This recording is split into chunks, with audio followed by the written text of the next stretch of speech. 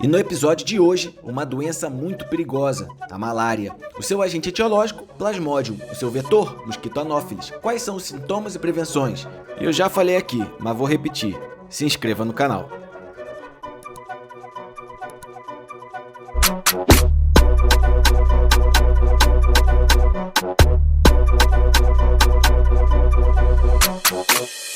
Hoje vamos falar sobre malária. Malária é uma doença parasitária que afeta milhões de pessoas em todo o mundo. É, sem dúvida nenhuma, a doença parasitária que mais afeta a população mundial e mais mortes causa. Só para vocês terem uma ideia, a África subsaariana registra aproximadamente mais de 900 mil casos de óbitos anualmente em decorrência da malária. E o Brasil também é um recordista no número de pessoas que adquirem essa doença. A doença malária, ela é causada por um protozoário da classe dos esporozoários, também chamados de apicomplexos. Esse protozoário apicomplexo apresenta na sua extremidade uma ponta chamada complexo apical, o qual ele usa para perfurar a célula que ele vai se hospedar, garantindo a integridade da membrana. Por isso, uma pessoa que adquire a malária, nos primeiros estágios da doença, ela não percebe que está doente. O protozoário da malária, ele pertence ao gênero Plasmodium. Existem 5 espécies de plasmódios. No Brasil, as 2 espécies principais são o Plasmodium vivax, que provoca a malária denominada terçã benigna, e o Plasmodium falciparum, que provoca a malária terçã maligna. Essa doença, ela é transmitida, de modo geral, por um inseto díptero hematófago, que pertence ao gênero Anopheles. Popularmente, esse inseto ele é denominado de mosquito prego. Vamos falar um pouquinho como que ocorre o ciclo dessa doença. Então vamos partir de uma pessoa previamente contaminada. Então essa parte de baixo da lousa representa a pele de uma pessoa e aqui eu tenho um vaso sanguíneo, onde nesse vaso sanguíneo encontramos os elementos figurados e entre esses elementos figurados encontramos as hemácias. Como essa pessoa já adquiriu a malária, nós encontramos no interior das suas hemácias determinadas formas do protozoário, denominadas formas gametocíticas. Essas formas gametocíticas têm um potencial para se tornarem gametas, só que isso acontecerá apenas dentro do corpo do inseto. A partir do momento que o inseto pousa sobre uma pessoa para sugar o seu sangue, ele vai pousar, ele vai liberar uma secreção, que seria a secreção salivar, vai liberar a sua saliva, onde na saliva dos insetos hematófagos existem substâncias anestésicas e substâncias anticoagulantes. O anestésico é para que a gente não perceba que o animal está nos picando. E a substância anticoagulante evita que o sangue que vai fluir da lesão coagule no interior do aparelho bucal. A partir do momento que o inseto suga o seu sangue, ele suga essas células, que serão denominadas de hemácias, e essas hemácias, elas estão repletas de protozoários. Então, aqui o sangue entra, vai para o trato digestório do inseto. Então, aqui vamos representar da seguinte forma. Pegaremos um pequeno fragmento do tubo digestório do inseto e, por transparência, observaremos aqui ampliadamente. Isto aqui corresponde à parede intestinal do inseto. Aqui o interior do tubo digestório, onde essas hemácias adquiridas, elas vão sofrer um processo, veja bem, um processo de digestão. Havendo a digestão, haverá o rompimento das hemácias e aquelas formas do protozoário, denominadas formas gametocíticas, são liberadas. No interior do tubo digestório do inseto, os gametócitos transformam-se, diferenciam-se em gametas. Um macrogameta, que seria esse aqui de cima, que seria o gameta feminino. E um microgameta, esse azulzinho aqui de baixo, que seria o gameta masculino.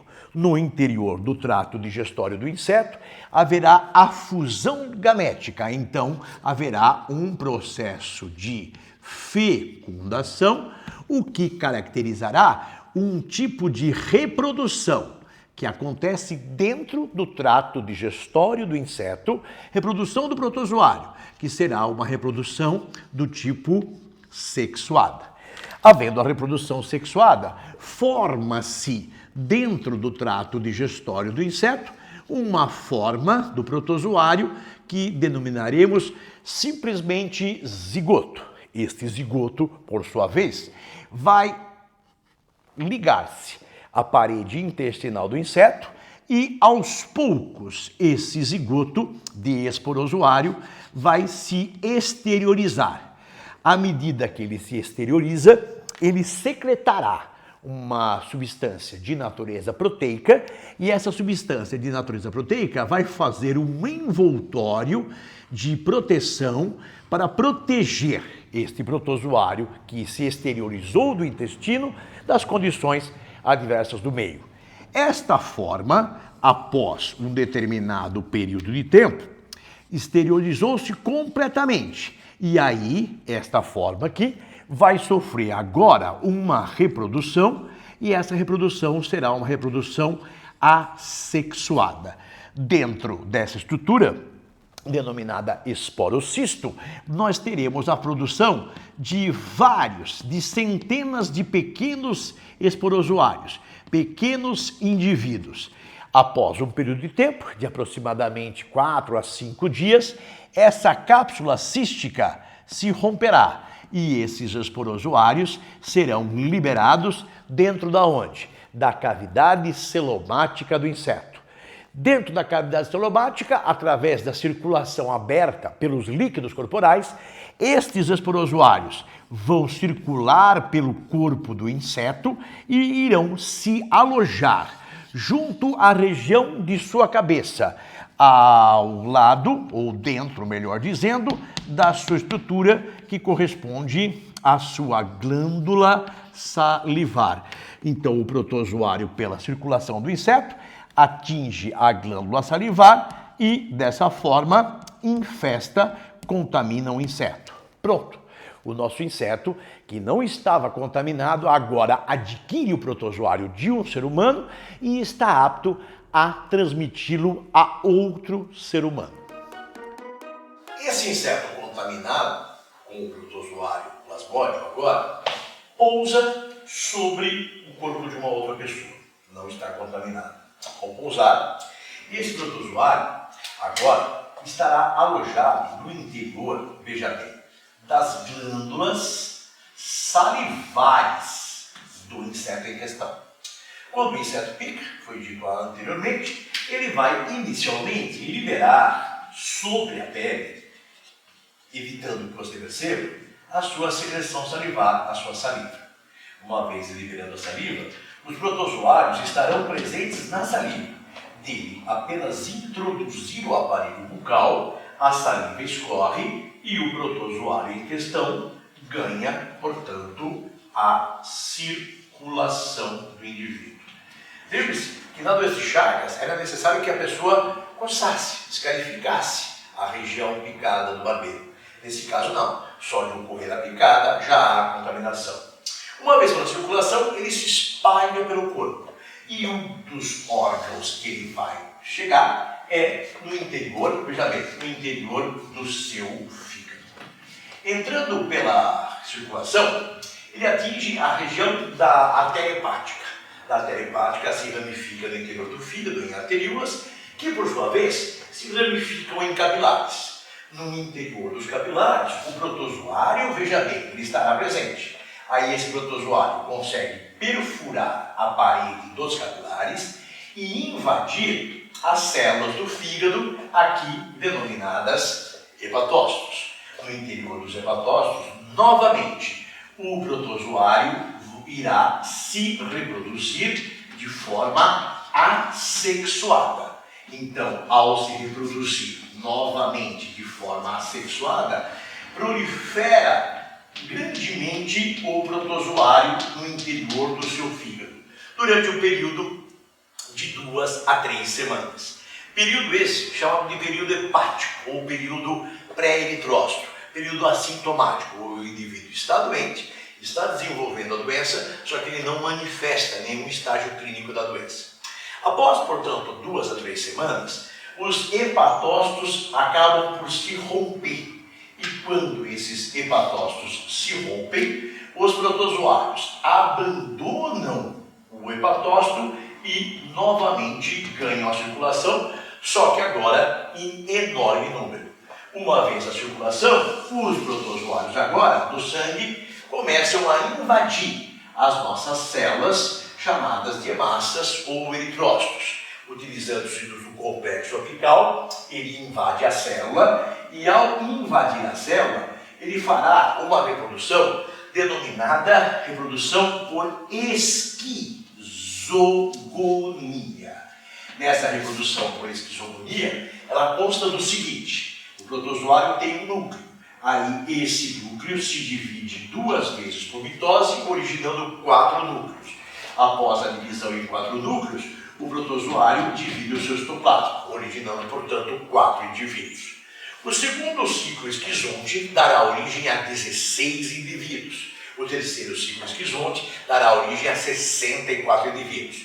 No período de 2 em 2 e 3 em 3 dias, estas hemácias estarão completamente preenchidas, completamente forradas, completamente recheadas de esporozoários. Após essas hemácias estarem completamente tomadas de protozoários, o protozoário acaba ocupando um espaço maior e a hemácia acaba por se romper.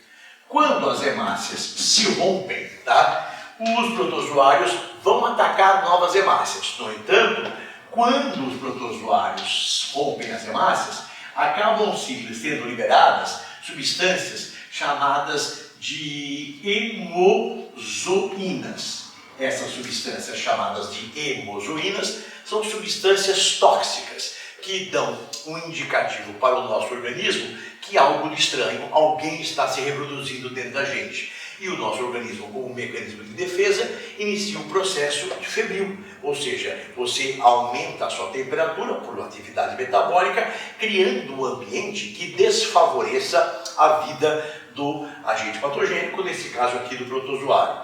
Esses ciclos de febre ocorrem de 3 em 3 ou de 4 em 4 dias. Depende, obviamente, da espécie do protozoário. Trabalhamos inicialmente com o Plasmodium vivax e o Plasmodium falciparum. Esses protozoários, o ciclo febril se dá de 3 em 3 dias. Daí o nome da doença malária terçã. Tanto a terçã benigna, causada pelo Plasmodium vivax, e terçã maligna, causada pelo Plasmodium falciparum.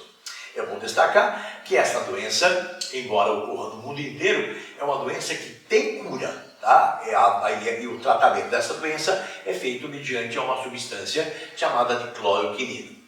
Além disso, é necessário que você entenda as medidas preventivas, as medidas profiláticas com relação a essa doença. Primeiro, você deve evitar locais onde seja endêmica a região da malária. Segundo, se você tiver que visitar esse local, evitar o contato com o mosquito, como usando telas nas janelas, telas nas portas, utilizando repelente e, obviamente, também fazer o tratamento de pessoas doentes, se acaso houver alguém contaminado junto a essa região. Essa é mais uma aula de parasitologia aqui do BioCrio, Estaremos juntos, eu e vocês. Até lá! E no próximo episódio, vamos começar com as verminoses. A primeira delas, a teníase e a cisticercose. Até lá!